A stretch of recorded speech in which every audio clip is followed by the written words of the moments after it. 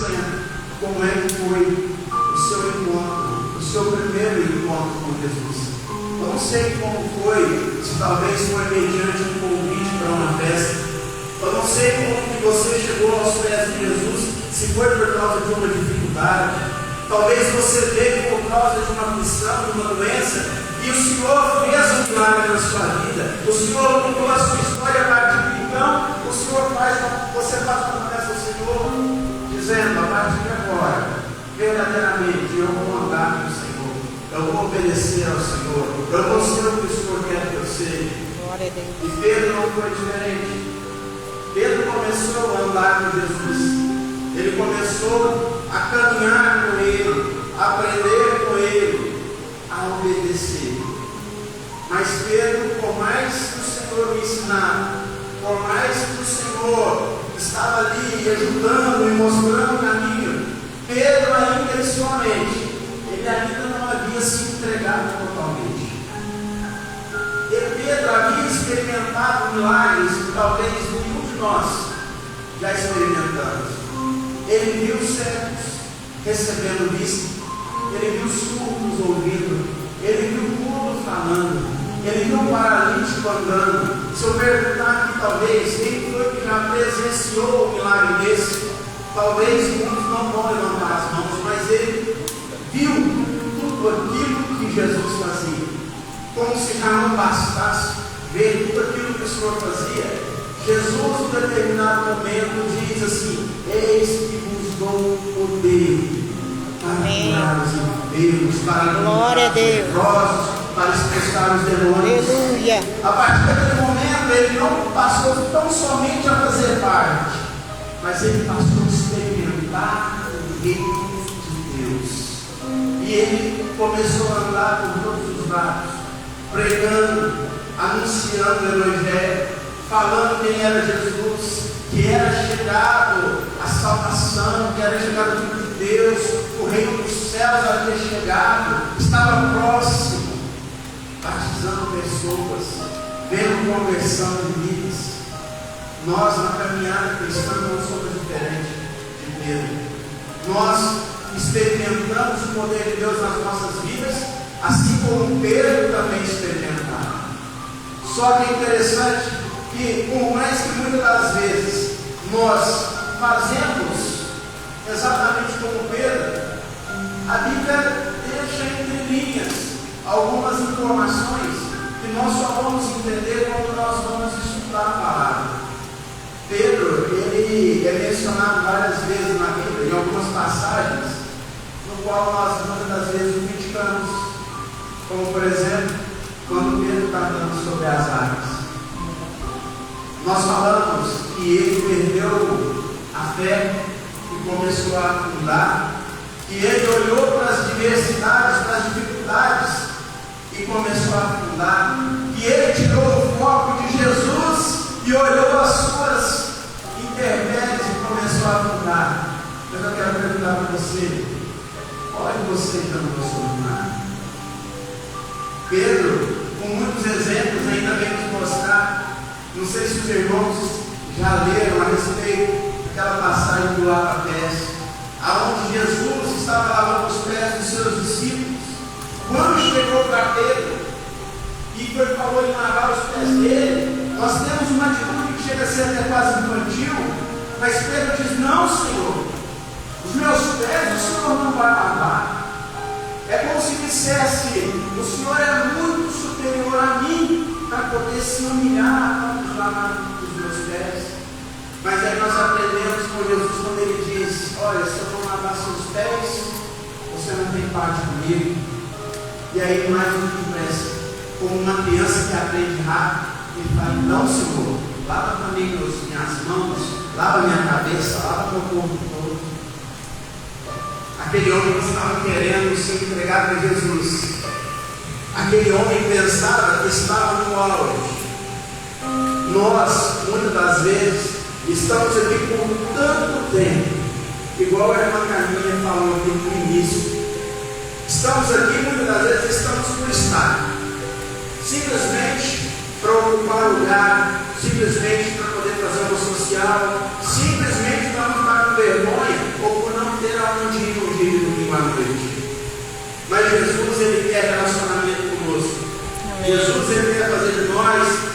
pessoas mais do que usadas por Ele, mas quer fazer de nós embaixadores de Cristo.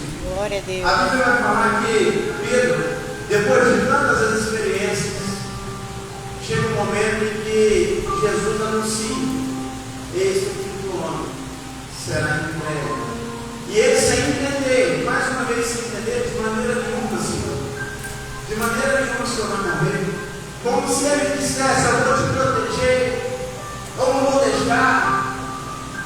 Quantas das vezes nós compramos briga com a família, com os amigos, por causa da nossa fé em Jesus? Vocês lembram de festas que vocês não foram porque você tinha que dar testemunho de Jesus? Vocês lembram de quando vocês falavam de Jesus e alguém falava mal e você comprava a briga? Você ficava bravo, você ficava sentido, você queria defender Jesus com unhas e dentes. Ele não era diferente de nós. Pedro era exatamente para nós. De todos os apóstolos, todos os que andavam com Jesus, talvez alguém vai dizer: olha como é lindo João, que teve revelações, que escreveu, por exemplo, os livros. Talvez alguém vai dizer: nossa, eu queria ser como Paulo. Paulo, que era apóstolo dos gentios, teve tanto de Deus na vida dele. Mas se existe alguém no qual eu me identifico, de certa forma eu me relaciono bem com a personalidade dele. Pedro, na hora que estava com um determinado momento, achando que havia suportado tudo o que havia de suportar, havia passado por tudo o que havia de passar, e que agora ele estava no mesmo patamar dos melhores dos apóstolos, como se fosse assim: não há possibilidade de cair, não há possibilidade de retroceder. Ainda, Jesus, que o Senhor morra, ainda que o Senhor não esteja aqui, eu irei contigo até para a prisão ou para a morte. Era como se ele dissesse: Jesus, eu te amo tanto que não há nada na face dessa terra capaz de me separar do seu amor. E aí eu entro num versículo que é uma chave que você precisa entender. O livro de Lucas 22, versículo 31, Jesus fala para Simão Pedro: Simão, Simão, Satanás pediu vocês para peneirá-los como trigo, mas eu orei por você para que a sua fé não desfaleça. E quando você se converter, fortaleça os seus irmãos. Pedro estava passando por tantas situações de ser usado por Deus. Pedro, que mesmo que caiu um pouco, mesmo que afundou um pouco, ele sabia: eu andei sobre as águas. Tantas experiências, tanto no amor de Deus. Jesus, quando ia para os montes, ele tinha vários discípulos e outros apóstolos, mas Pedro era um que ele sempre levava. Ele se sentia íntimo de Jesus e ele se sentia útil a Jesus. Mas o que ele não sabia é que enquanto ele queria seguir Jesus, Satanás desejava peneirar o trigo. Jesus falou: eu orei ao Pai por você. Aí, num dia desse de missões, nós começamos a entender a importância que tem de orar uns pelos outros para que Deus fortaleça. Nós começamos a ver a importância de começar a orar uns pelos outros para que, quando nós olharmos para o nosso lado, nós não começamos a dar falta do vizinho que não quer vir mais, para nós não darmos falta do parente que nos está aqui, do irmão, do filho. Talvez nós oramos a Deus por cada uma dessas coisas, ou talvez não, mas aqui eu aprendo a chave. Jesus diz para Pedro: eu orei por você. E mesmo Jesus orando, nós estamos a um passo do capítulo que vai transcrever toda a liturgia cristã. A Bíblia vai dizer que Jesus ele vai para o monte orar. Naquele mesmo monte, aonde ele seria entregue aos soldados. E ele leva consigo nada mais, nada menos que Pedro. Vocês lembram que eu acabei de falar que Jesus disse para Pedro: Pedro, quando você se converter, Jesus sabia que Pedro não era convertido. Pedro era usado, Pedro era destemido, Pedro era temente, mas ele não era convertido. Ele andou com Jesus por 3 anos e ainda não era convertido. Quantas pessoas que estão dentro da igreja por tantos anos ainda não são convertidos de verdade? Você sabe quando você percebe que não é convertido? É quando já está aqui há tanto tempo e que o louvor está aqui entregando a adoração, o coração aberto, a voz não embarga, as lágrimas não estouram. Quando vai cantar uma música, não tem força na voz para adorar. Fala, Deus. Aí você percebe, a pessoa não é convertida. Porque ela não está cantando para homens, ela está cantando para Deus, ela está adorando a Deus, ela está sinalizando para Deus: Deus, eu estou disponível para o Senhor, mas ela não sinaliza. Ela se esconde, como se fosse aquela mulher que chega para Jesus e ela, quando chega e pede Jesus um milagre, ele fala: olha, não é bom tirar da mesa dos filhos e dar para os cachorrinhos. E ela, como um cachorrinho, diz: mas até os cachorrinhos comem das migalhas que caem na mesa do seu Senhor. Tem pessoas vivendo de migalhas dentro da igreja. A vida não muda, o ministério não cresce, não trabalha e não frutifica dentro da casa de Deus. Pedro demonstrava vários frutos, mas ainda não era propício entregar para ele o que era de mais precioso, que era o ministério real, o ministério palpável, aonde Jesus diz: quando você se converter, você vai fortalecer os seus irmãos. E naquela noite em que Jesus estava no monte, estava orando, os guardas vieram, todo mundo conhece a história. Pedro lança a mão da espada e corta a orelha do soldado, do sumo sacerdote, Mauro. Essa é a última prova que mostra que Pedro não era convertido. Pedro era consanguíneo. Pedro não usava o raciocínio cristão, mas ele, por mais que ele estava com o pé nos céus, com o pé na glória, andando com Jesus, mas a sua mentalidade ainda é uma mentalidade terrestre, humana, pecadora. Naquele momento levaram Jesus para poder ser julgado, e todos abandonaram Jesus. E aí se fica aquela palavra que diz: ferirei o pastor e as ovelhas se dispersarão. A Bíblia fala que Jesus estava sendo levado para poder ser julgado no Sinédrio. Pedro ia ao longe. E vem a memória de Pedro algo que Jesus havia lhe falado. Logo em seguida, depois de dizer a ele: Pedro, Satanás pediu para terminar. Pedro imediatamente disse com autoridade, dizendo: Senhor, eu irei com o Senhor para a prisão, para a morte. E Jesus usa essas palavras que ficaram gravadas no coração de Pedro.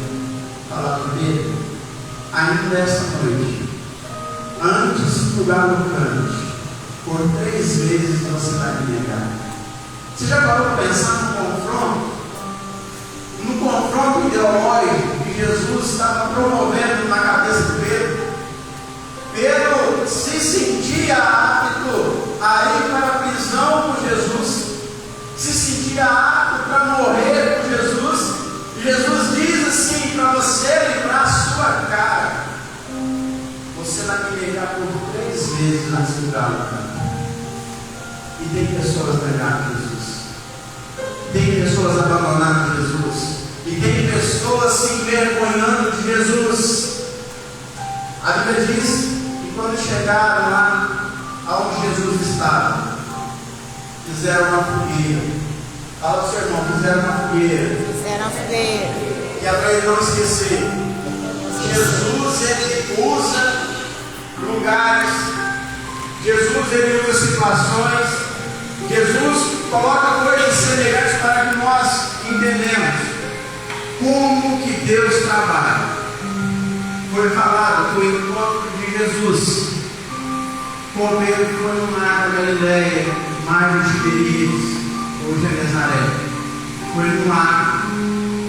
Agora, Pedro estava sentado à beirada da fogueira, quando uma das empregadas, uma das servas, diz: você é um daqueles que anda por ele. E ele nega, falando: não sou eu. Passando mais um pouquinho, chega um homem para ele e diz: não, você é dele também, você anda igual a ele, você veste como ele, você até fala como ele. Ele fala: não conheço esse homem.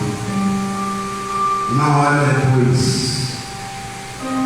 à beira da fogueira, olha o cenário, à beira da fogueira, mais um homem pergunta. Na verdade, ele afirma: você estava com ele.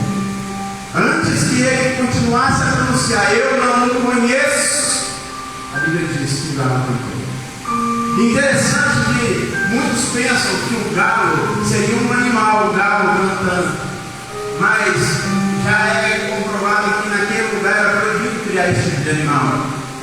Na verdade, era um instrumento sonoro, parecido com um chofar, uma trombeta, que era tocado para a troca de posto dos soldados. E quando tocou aquela trombeta, quando o galo soou, na mesma hora o coração dele lembrou das palavras de Jesus. Imediatamente Jesus, saindo, fica os olhos em Pedro. Você tem noção do que é você fazer algo que desagrada a Deus, algo que trai a confiança de Jesus, e você ter os olhos dele fitos para você? No meio de uma multidão, Pedro, quando nega Jesus, ele olha e os olhos de Jesus estavam sobre ele. E muitos de nós estamos pecando sem se lembrar. Os olhos do Senhor estão em todos os lugares, nos observando, não para julgamento, mas para nos guardar, para nos mostrar o caminho. A Bíblia diz que o Espírito Santo seria derramado sobre toda a carne, para que nós por ele sejamos orientados, para que nós por ele possamos aprender todas as coisas. E às vezes nós pensamos que com as portas de um quarto fechado, Jesus não está olhando. Nós pensamos que talvez as portas trancadas, Jesus não está vendo. Altas horas da noite, em lugares impróprios, o Senhor não está lá. Mas o salmista diz: aonde eu poderei me esconder do Senhor? Porque se eu colocar a minha cama no alto do monte, lá ele está. Se eu colocar no fundo dos mares, ali ele também está. É impossível esconder dos olhos do Senhor. Pedro, a Bíblia diz que depois de negar, ele se retira, ele foge, ele vai para um monte, e lá ele chora amargamente. E aí eu começo a ministrar onde eu comecei a ler. Depois que Jesus foi crucificado, depois que Jesus morreu, foi levado até a sepultura. Passado um dia, 2, 3, Pedro já não sabia o que ia ser da vida dele.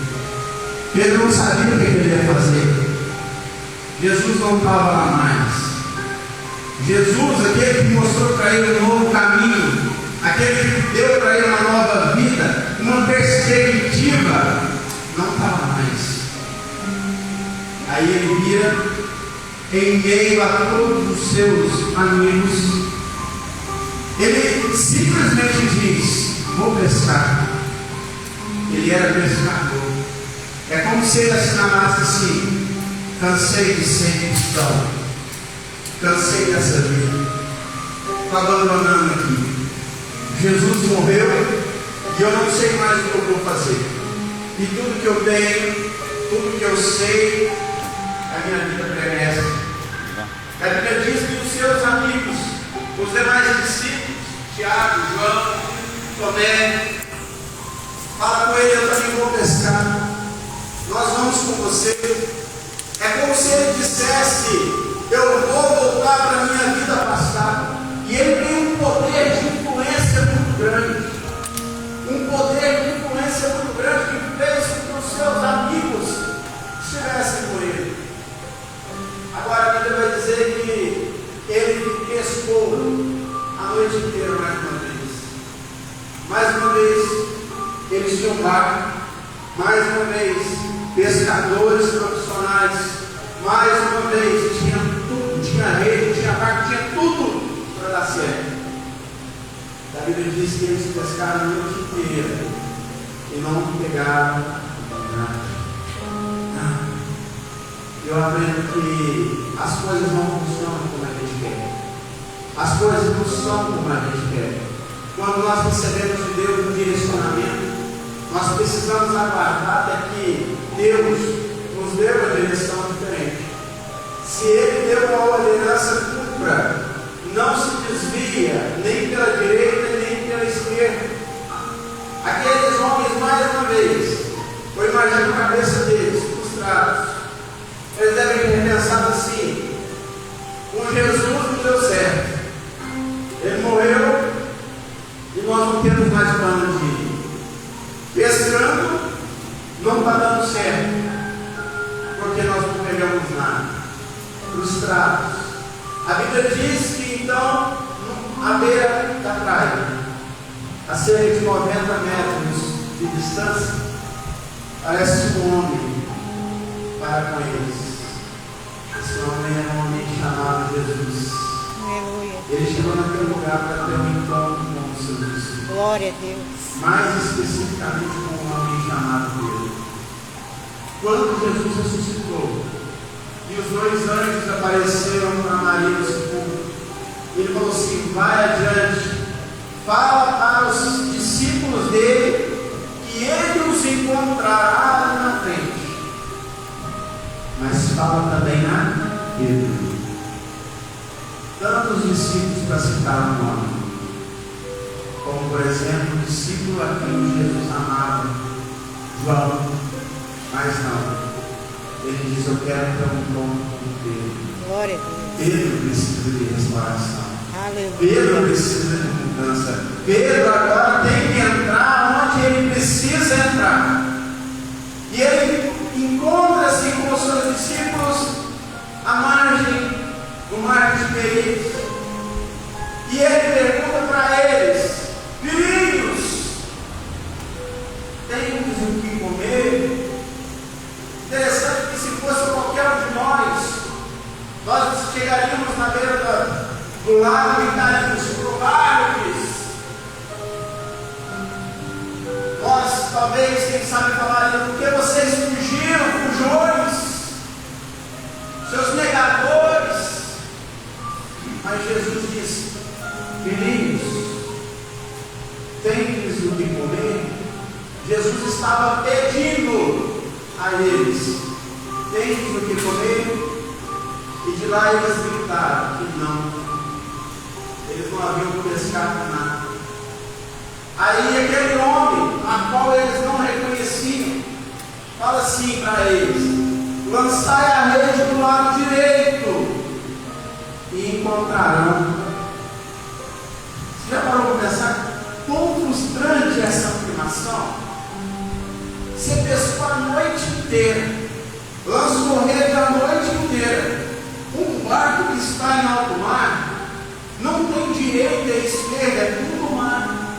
Agora aquele homem diz: lança a rede do lado direito. A mentalidade humana queria dizer: qual é a diferença de eu lançar o lado direito ou o lado esquerdo?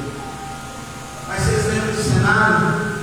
Aquele primeiro cenário onde Jesus fala para Pedro e para os demais lançarem as redes. Agora, algo liga esse cenário na mente deles. E eles lançam a rede do lado direito. palavra de Deus diz que quando eles levaram a mão nas redes para puxar, eles não conseguiam puxar as redes. Tamanha quantidade de peixes. Glória a Deus. Tamanha quantidade de peixes que eles pegaram. Aleluia. Talvez você vai dizer, mas Daniel, você disse que não ia pregar a respeito de bênção material. Eu não estou falando de bênção material. Eles pegaram, a Bíblia diz, 153 grandes peixes. E aí eles foram levar para aquele homem. Só que enquanto eles tentavam puxar as redes, João olha lá para a margem. Ele diz: Pedro, é o Mestre, é o Senhor Pedro. Interessante que por que ele não falou para mais ninguém a não ser Pedro? Porque os demais sabiam quem ia negar, Pedro. Quem precisa ser restaurado, Pedro. Aleluia. Quem tinha algo para tratar com Deus, Pedro. Eita É glória. como se ele dissesse: Pedro está livre por sua conta. Pedro, quando viu aquele homem, ele explicou: mar, barco, rede, grande quantidade de peixe com Jesus. Imediatamente ele toma a sua capa, porque ele havia tirado. Ele lança-se no mar e começa a ir ao encontro de Jesus a nado, porque eles estavam apenas a 90 metros de distância, nadando. Eram as suas próprias forças que ele chegava até Jesus. Agora ele não queria ser locomovido pela velocidade do barco, ele não queria ser levado por ninguém, ele não queria ser movido por convite, ele não queria ser movido por carona. Agora, com as suas próprias pernas e braços, ele fala: eu vou ter encontro com Jesus. E ele chega à margem do lago. Interessante que lá eles encontram brasa, peixe assando e um pouco de pão. Se tem brasa antes de comer, fogueira. Fala para o seu irmão: tinha fogueira. Quando eles chegaram lá, tinha brasas, peixe e pão. Aí Jesus vira para eles e fala: vem comer. Mas antes ele dá um sinal para mim e para você. Quando ele diz assim: trazei um pouco dos peixes que vocês pescaram. Jesus estava dizendo para eles: trazei um pouco dos peixes que vocês pescaram. Aleluia. E o que eu acho lindo dessa história, é que Pedro, imediatamente, ele espalha pelas redes, ele pega a rede inteira e lança a margem, como se dissesse: eu não quero nada, tudo é seu, foi o Senhor que fez o milagre, é tudo para o Senhor, não é um pouco que eu vou te dar, mas é tudo que eu tenho, eu te dou. Aleluia. Começa a entender Aleluia. que tudo que acontecia na vida dele era porque Jesus estava no controle. Glória a Deus. A coisa fica mais linda. Vocês lembram que Jesus, quando fez o milagre da multiplicação, ele tinha 5 pães e a Bíblia deixa claro que 2 peixinhos e 5.000 pessoas, 5.000 homens comeram. Agora ele tem pão e peixe. A Bíblia diz que Jesus o serve, mas não diz que usou o peixe deles. Ele pediu que lhe entregasse, mas Deus não serviu o peixe deles. Eles receberam o pão que Jesus tinha para dar. Então é interessante que muitas das vezes nós, isso aqui é uma chave de bênção para a sua vida. Aleluia. Nós temos dificuldade, sabe, pastor, de devolver o dízimo. Porque hoje tem muitos teólogos que ensinam por aí que nós não precisamos, porque era para aquele tempo, era para Israel. Tem muita gente pregando e tem muita gente tomando posse dessa palavra e vivendo mendigando o pão. Se você talvez não quer acreditar e quando os pastores dizem que nós precisamos devolver o dízimo, pega essa palavra para você. Jesus não precisa do seu peixe, mas ele diz: trazei um pouco dos peixes que vocês pescaram. Jesus diz: eu te dou saúde, eu te dou emprego, eu te dou condições, eu vou te dar tudo que você precisa, mas trazer um pouco daquilo que vocês precisam. E quando eles estavam do lado da fogueira, Jesus disse para todos eles: venham comigo. Jesus começa a servir, pegando o pão. Come, João, come, Tiago, come, come, Pedro. Eu fico tentando imaginar o que passava na cabeça de Pedro naquela hora. O que ele queria falar, porque a Bíblia diz que ele não se atrevia a falar, porque ele sabia que era Jesus. Ele não se atrevia a perguntar coisa alguma. Mas a Bíblia diz que quando ele traiu o Senhor, e ele chorou amargamente, algo havia transformado em seu coração, algo havia mudado nele. Agora o pensamento de Pedro é diferente. Ele só precisava de uma chance de colocar em prática. Depois de comer, Jesus lhe faz uma pergunta, e essa pergunta é muito interessante, e nós muitas das vezes nós não entendemos. Mas Jesus vira para Pedro e pergunta: Pedro, tu me amas? E nós lemos como é traduzido para nós: sim, Senhor, tu sabes que eu te amo. Mas a coisa fica diferente é quando nós vamos olhar no original, quando foi escrito em grego.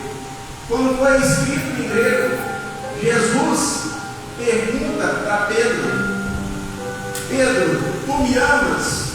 A palavra amas ali veio de uma tradução chamada agapau, que é derivado de ágape. É como se dissesse: você me ama com tudo que tem, com todas as suas forças, de todo o seu coração? E a resposta de Pedro para Jesus é: Senhor, tu sabes que eu te amo. Mas o te amo que ele usa o termo filéu. Quando ele fala te amo, ele não fala agapau, como foi feita a pergunta para ele. Ele diz filéu. É como se ele fala: Senhor, eu te amo, mas nem tanto assim. Eu te amo como irmão, eu te amo como amigo. E Jesus fala: apacenta meus cordeirinhos.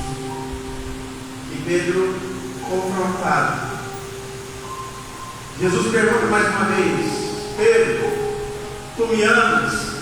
Mais uma vez usando o termo agapau. Pedro, tu me amas com tudo que tens?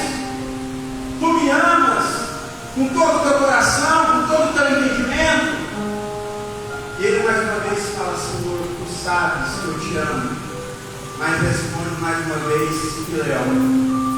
Até aí tudo bem.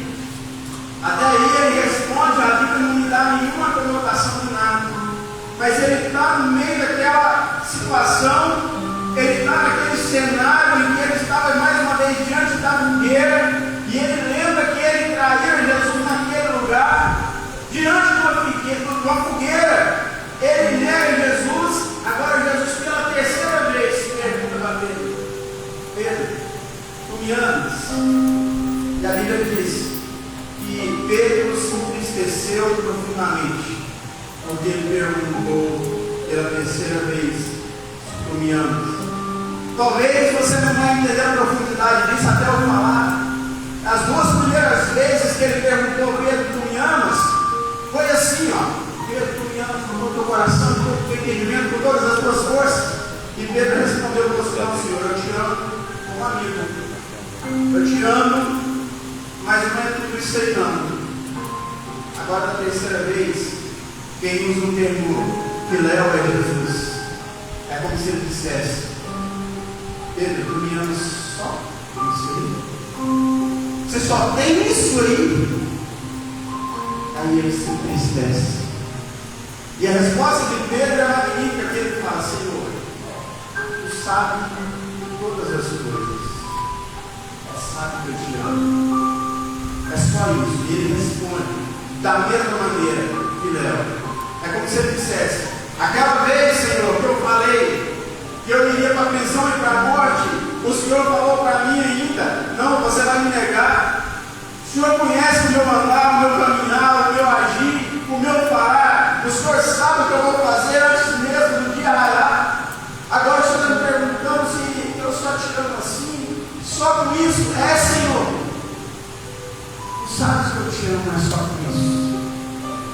Jesus fala para ele: apacenta as minhas ovelhas. A Bíblia diz que a tristeza produz arrependimento. E Jesus, ele é o único cara que eu conheço que está cara para mim está convertendo o meu nome. Tem pessoas nessa noite que, assim como Pedro, estão machucadas, estão machucadas, estão felizes.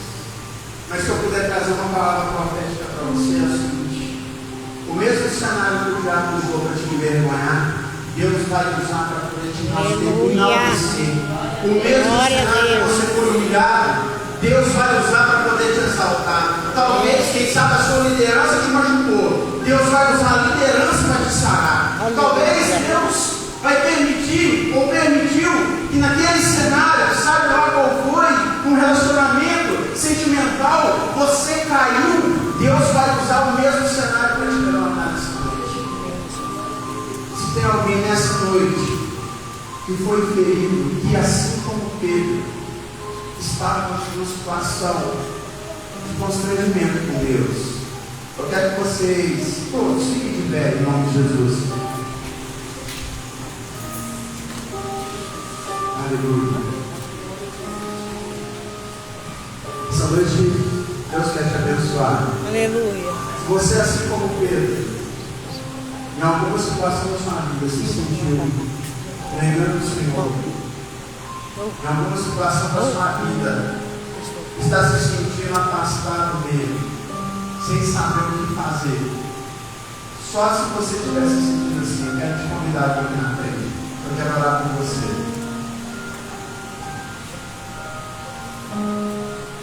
Às vezes a gente imagina que precisamos fazer coisas absurdas para entristecer o Senhor, mas são coisas pequenas que não foram oração para pecado, tá?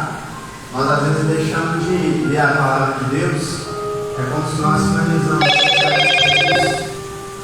Se nós deixamos de orar porque estamos cansados, nós denotamos também que nós queremos um apartamento dele. E tantas outras situações do nosso dia a dia. Se você está decidido, você tem mais uma oportunidade. Eu quero orar com você. Deus te trouxe aqui para você ser restaurado.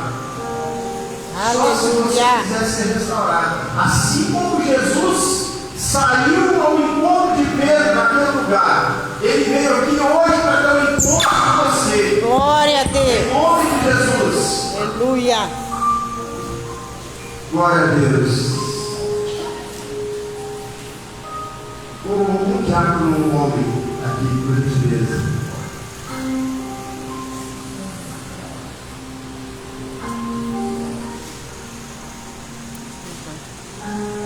Eu não estou falando por você agora, e você sabe em que momento.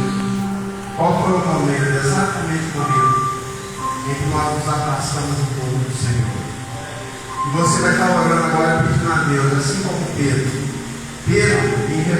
Deus me restaura, Senhor me restaura. Talvez você não tenha oportunidade ainda, você vai ter uma oportunidade nessa hora. Senhor Deus e Pai, em nome de Jesus, coloca a tua presença nesse lugar aqui, Senhor, assim como Pedro, restaura a tua vida, parcela, Senhor. O Senhor veio aqui nessa noite para ter um encontro com ela, Senhor, que aqui seja.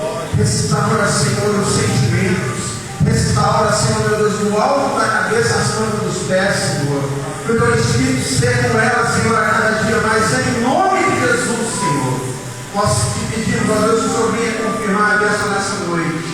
Em nome de Jesus, ó Pai, aonde estiver algo escondido, Senhor, algo que precisa ser confessado a Ti, que o Senhor possa restaurar agora, Pai.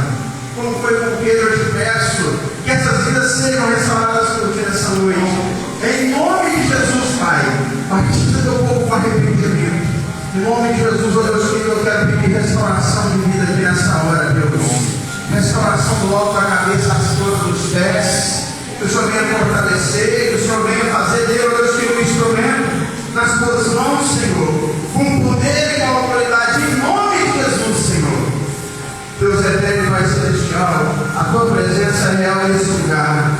gente está aqui nesse momento, Senhor, e é para receber mais de Ti. Eu quero te pedir uma unção dobrada sobre a vida dela agora. Restaura, Senhor, agora os sentimentos, as feridas, ó Deus.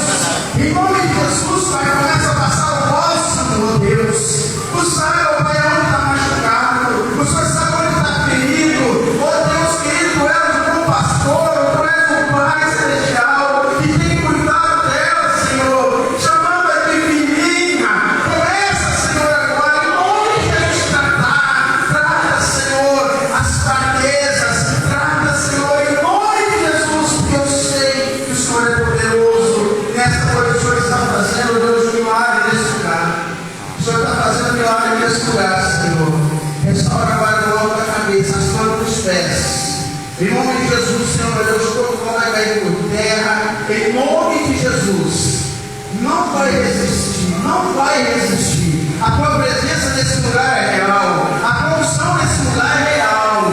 Senhor, sopra Espírito aqui agora, Senhor. Sopra a vida, Senhor, em nome de Jesus. Deus querido, em nome de Jesus, comece a restaurar ainda mais. Tem pessoas aqui nesse lugar como a minha irmã, Senhor, que te adora, Pai. Que compra, Senhor, batalhas por ti, mas muitas vezes é ferida. Muitas vezes, Senhor, passa por situações difíceis. Não sabe para onde ir, não sabe para onde correr. Senhor, não sabe como gritar para ajuda, Senhor. Em nome de Jesus, o Senhor veio aqui essa noite para restaurar, Senhor. Restaura o alto da cabeça, as mãos dos pés. Senhor, que as tuas mãos estejam por sobre as minhas. E que a tua graça invada a vida dela agora, em nome de Jesus. Deus amado, Deus altíssimo, para a tua glória, Senhor. Coloca agora a vida do teu filho em suas mãos.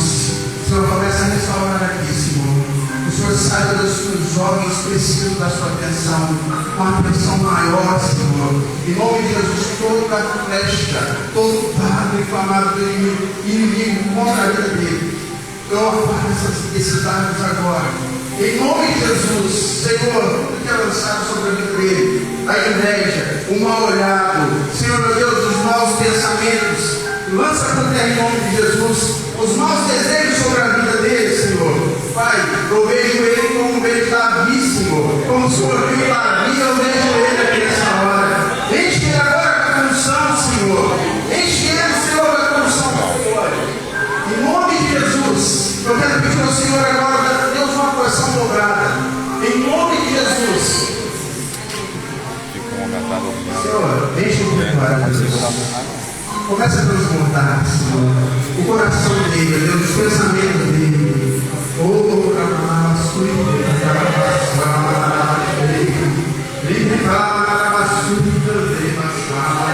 Deus, começa a trabalhar no coração dele agora, Senhor. Aonde ele vê fraqueza, Senhor, que o Senhor veja fortaleza. Aonde ele vê capacidade, mostra para ele que ele é poderoso em ti, Senhor. Ele é grande no Senhor, o Senhor escolheu, o Senhor ungiu. E ele está aqui nessa noite para ser fortificado em teu nome, Senhor. Em nome de Jesus. Senhor, eu quero te pedir para aquelas vidas que não vieram aqui. Olha, minha mão está estendida aqui agora. Faz assim com a sua mão, igreja. Olha, minhas mãos estão estendidas aqui agora. Talvez foi a vergonha. Talvez, Senhor meu Deus, foi um empecilho mental. Talvez foram as barreiras espirituais. Eu não sei, Senhor. Vamos lançar por terra agora em nome de Jesus.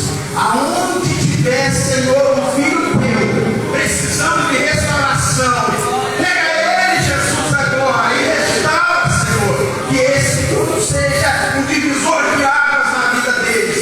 Em nome de Jesus, eu declaro a bênção sobre cada um. Em nome de Jesus, oh Pai, esse casal, Senhor, Deus querido, esse casal, coloca as tuas mãos sobre as minhas, Jesus. Começa a restaurar, Senhor, Deus, a vida desse casal. Senhor, a vida sentimental, a vida matrimonial, Senhor. Os relacionamentos, ó Pai, não só entre eles, mas com quem eles se relacionam. Deus, em nome de Jesus, Senhor, começa a fazer algo transformador sobre a vida deles. Deus, eles sabem onde precisa ser um encontro contigo. O Senhor conhece o cenário, ó Pai, que eles visualizaram. O mesmo cenário, Senhor, que envergonhou. É o cenário, Senhor, que o Senhor vai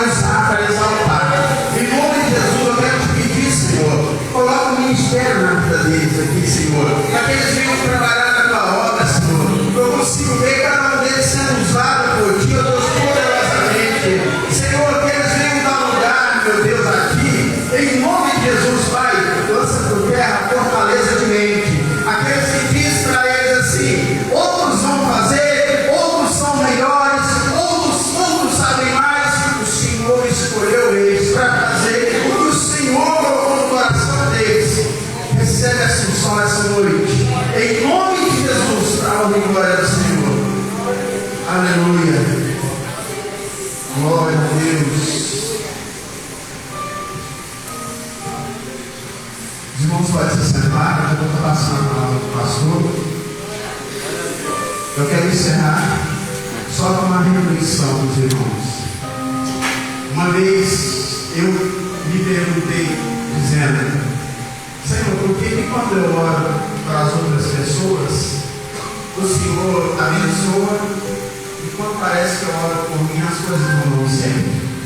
As coisas são mais demoradas, talvez a resposta não vem. Por que quando é comigo é diferente? Será que falta fé para mim mesmo? Eu quero fazer uma reflexão, só uma pequena reflexão. Os anjos que estavam com Deus, antes de serem anjos caídos, eles tinham poder para operar milagres e maravilhas que eram dados por Deus. Amém? Os anjos de Deus têm poder para operar milagres e maravilhas também, porque foi dado por Deus.